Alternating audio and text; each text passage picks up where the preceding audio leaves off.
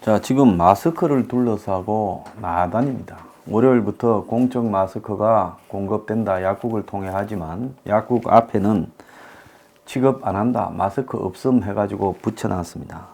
그리고 가면 마스크 안 들어왔다. 언제 올지 모른다고 합니다. 왜 저런 지금 지호영인이 이런 걸 동원해가지고 그들의 유통 시스템에 따라서 약국이 언제 받을지 모르고 또 마스크가 오면요. 5개 한 봉투로 온대요. 포장이.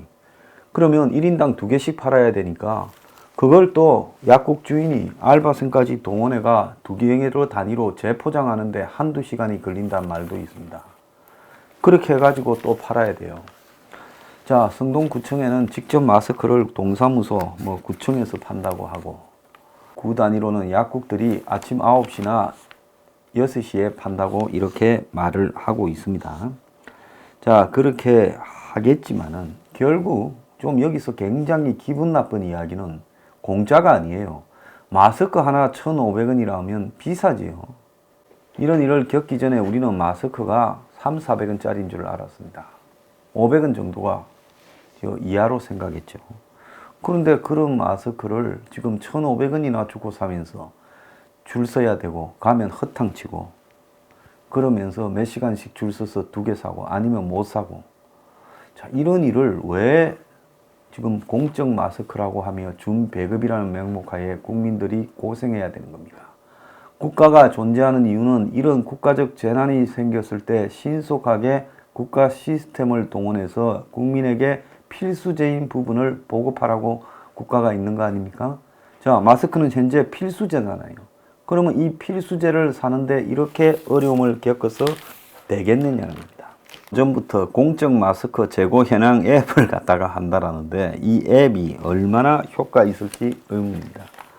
자, 변협이 서울 변호사회가 2,000장을 배포한다면서 변호사들이 아침 7시부터 몰려서 줄을 섰는데 오전 10시 배부 전에 번호표가 동이 났고 그리고 막상 이제 1인당 5개씩 2,000장의 마스크를 400명에게 주겠다고 계획을 했는데 그러니까 서울 변호사의 회원이니까 이제 변호사들이죠. 그래서 이제 변호사들이 쭉 줄도 서고 이 변호사 사무실에 있는 직원도 줄을 섰다는 거예요. 어제 7시부터 줄을 서서 9시가 되니까 줄은 서울 변호사의 회관을 빙 둘러서 지하 1층 대강당 주차장까지 이어졌다는 거예요. 자, 사람들이 이렇게 많이 모여 있는데 이게 위험하니 빨리 마스크 달라고 변호사들이 원성을 하고 오전 10시에 마스크를 배부하려던 서울 변호사에는 9시 넘어서 번호표를 나눠주는데 어제 비를 맞고 줄을 서서 마스크를 이렇게 받을 수 있는 순번이 400번이었는데 400번이 넘는 사람은 집으로 돌아갔는데 그래서 수백 명의 변호사들이 항의가 벌어졌고요. 1,000명이 훨씬 넘게 몰렸다고 합니다. 어제 이몽수 변호사가 녹화 와서 자기도 자기 사무실에 여직원을 좀 받아서 챙기라고 대신 보냈는데 못 받아서 기가 죽어 왔더라고 했습니다. 그래서 10시 무렵에 전체 2만 회원에게 이제 문자를 다 보내서 마스크 행사 종료됐다. 자, 그런데 변호사 본인이 아니고 사무실 직원이라도 이렇게 받을 수 있겠는데 변호사가 직접 왔더라는 거예요. 자, 다들 구하기 어려운데 직원 보고 내 것 가져오라고 말하기가 너무 미안해서 직접 왔다 그러고 법원에 출입하려면 마스크가 있어야 되는데 사기가 어려워서 이렇게 했다 그러고 그런데 막상 마스크를 받은 변호사들 사이에 불만이 터져 나왔는데 KF94 등 보건용 마스크가 아니라 필터가 부착된 면 마스크였다는 거예요. 직원을 시켜 받아오라 하기 미안해 가져오면 네 2개, 내 3개로 나누자 했는데 2시간 만에 면 마스크를 들고 온 직원을 보고 민망했다는 거예요. 이렇게 변호사들이 많이 올 거라고 기대를 못했다고 서울 변호사회는 이야기를 하고 있습니다. 근데 이 와중에 한국에 그래도 내놓으라 하는 사람들이 변호사들인데 변호사도 못 구하는데 동네 약국은 업무가 마비됐다는 거예요. 자, 서울 용산의 A 약국 앞에는 40명이 줄을 서 있는데 서너 명만 들어서도 빽빽한 약국 안에 약사 혼자서 정신없이 신분증 확인하고 컴퓨터에 전산 입력하고 구매 대상이 맞는지 확인하고 결제를 또 마치고 마스크 전달하고 이걸 혼자서 하려니까 업무가 마비가 되더라는 거예요. 대형 약국은 업무 분담이 되겠지만 소형 약국은 죽을 지경이다. 자, 어떤 시골 약국들은 이거 하면 하루에 10만 원은 버니까 한 달이면 뭐 한 300만 원에서 250만 원 번다 칩시다. 그러면 그런 데는 짭짤할 수도 있을지 몰라도 어쨌든 이 도심에 사람들이 대부분 사는 도심 약국들은 죽을 지경이라는 거예요. 그래서 서울 종로 용산구 약국 30곳을 동아일보가 돌아보니 소형 약국은 마스크 판매로 지금 죽을 지경이다. 그러니까 낱개 포장으로 묶음으로 들어온 걸 뜯어서 낱개 포장하고 전산 입력 결제 판매까지 다 한다는 겁니다. 인근에 약사 2명이 운영하는 B약국도 평상시에는 한두 명이 약국을 운영하며 약 처방, 재고 확인 등 업무가 산더미인데 마스크 고객까지 몰려들어 교통 정리까지 지금 해야 되니 죽을 지경이다.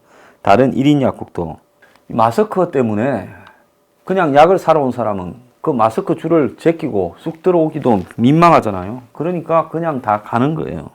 그래서 소형 약국은 현재 5개, 10개씩 전달하는 이 부분을 좀 어떻게 해달라 한다는 겁니다.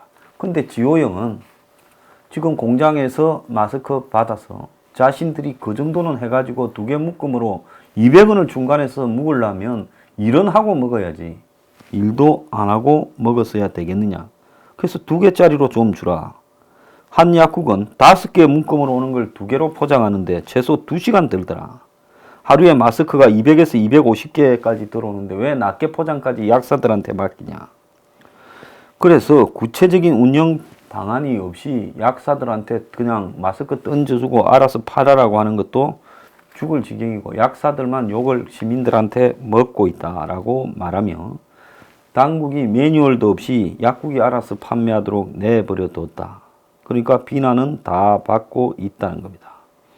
자, 불만이 커지자 서울시는 약국 2,500개에 인력을 지원하겠다는데 14일 동안 약국 한 곳당 3시간씩 일을 도울 단기 인력 지원. 이제 약국도 인력 지원해 나. 참 기가 찬 일이고요.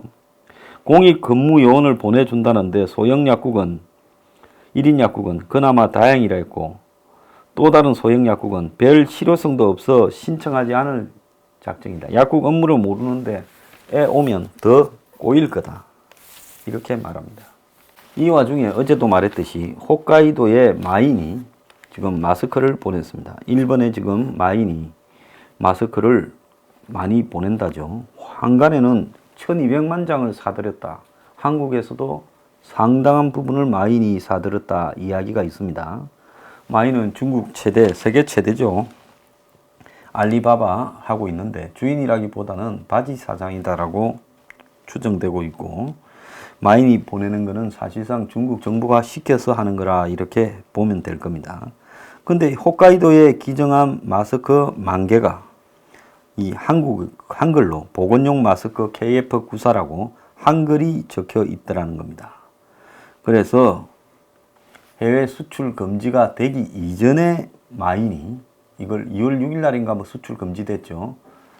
한국에서 구한 건지 뭐 어떤 건지 알 수는 없습니다. 자, 이 부분과 관련해서 홋카이도 도청 관계자는 중국에서는 자국 마스크 해외 유출이 금지되어 있으니까 마인이 외부로 보낼 수 있었던 제품을 한국에서 산 걸로 보인다. 이렇게 말을 했는데요. 자, 좀 있으면 또 중국이 한국에 마스크를 보낸답니다. 그럼 중국이 한국에 보내는 마스크는 무슨 마스크가 오느냐? 다들 궁금해하고 있습니다. 그래서 그 마스크는 또 미국 거를 한국에 보내고 이런 식으로 이제 다음에 미국에 보내면 그건 또 일본 거를 보내고 이럴지 의문입니다. 좌우간 마인이 한국에서 마스크 1200만 개 사갔다 이야기들이 상간에 돌고 있는데 이 부분에 대해서 좀 조사를 해야 될 거다 보고 있습니다. 자, 재택근무, 요즘 재택근무 뭐 이런 말을 하는데 지금 이 우한 폐렴 때문에 코로나 카스트라고, 카스트면 계급 아닙니까? 인도에. 이 코로나 카스트가 생겼다는 거예요. 자, 근데 재택근무하는 직장은 대기업 같은 좋은 직장이 재택근무하는데 요즘 재택근무 때문에 난리래요. 위에서 맨날 시키던 사람은 재택근무를 하니까 시킬 사람이 없어서 간부는 죽을 지경이고. 자, 그래서 혼자서 그냥 재능 발휘하는 사람은 재택근무하니 좀 아주 살판이 났고 조직 생활에 잘 적응 안 되던 사람은. 근데 하루에 수도 없이 카톡이나 자기들끼리의 이 통신망으로 계속 그냥 직원들을 직결시키는 사람도 있으니 집에서 재택근무 해봤자 집안 일도 없고 이러고 일도 안 되고 스트레스 쌓여서 동네 커피숍 가서 재택근무한다는 사람도 있고 좌우간 그렇습니다. 그래도 재택근무는 대기업이 하고 있고요. 정작 서민들은 이 출근을 하기 위해 마스크 구하려 줄까지 또 서야 된다. 그래서 마스크가 필요한 서민은 구하기 어렵다. 이게 이제 코로나 카스트의 첫 번째 풍경이에요. 자, 이 중앙일보가 보도한 내용입니다. 고용에 있어서는 좋은 자리는 그래도 안 잘리는데 좀 안 좋은 회사 이런 데는 무급휴직. 요즘 좀 이 우한 폐렴 영향으로 경기 타는 회사들, 뭐 항공사, 여행사 같은 회사들, 식당, 뭐 유통 이런 데는 지금 비정규직 알바는 다 내쫓기고 있다는 거예요. 고용에서요. 세 번째, 소득이 불안정한 자영업자들이 지금 경기 불황의 직격탄을 맞고 있다는 겁니다. 그 다음에 교육에 있어서는 계약이 연기가 되니까 맞벌이를 해야 먹고 사는 한 명이라도 일을 안 하면 두 사람 중에 생계가 유지 안 되는 저소득층이 지금 애들을 돌보는데 공백이 생겼다는 거예요. 그러니까 애들은 집에 있고 부모 둘이가 돈 벌러 가야 되니까 그러면 그런데 애들을 다 어디 보내야 되겠습니까? 센터에 보내야 되는데 그런데 가서 또 감염될까봐 걱정까지 된다는 겁니다.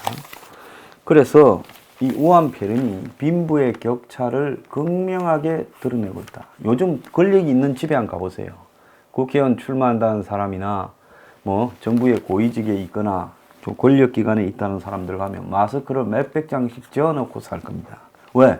만나러 오는 사람마다 다 마스크를 상납할 거니까요. 근데 진짜 그 사람들은 별로 돌아다니지도 않아서 필요 없어요. 대통령이 하루에 마스크 뭐 필요하겠어요? 그런데 필요한 서민은 마스크를 구하기 어렵다. 그러니까 우한 폐렴의 영향으로 더욱더 이 계급이 양극화가 심화된다는 것을 느끼게 되고 있어요. 14세기에 영국에 흑사병이 돌았을 때 절반이 죽었습니다. 유럽의 평균 절반에서 한 60% 죽었대요. 근데 부자들은 훨씬 작게 죽었다는 거예요. 지금도 마찬가지입니다.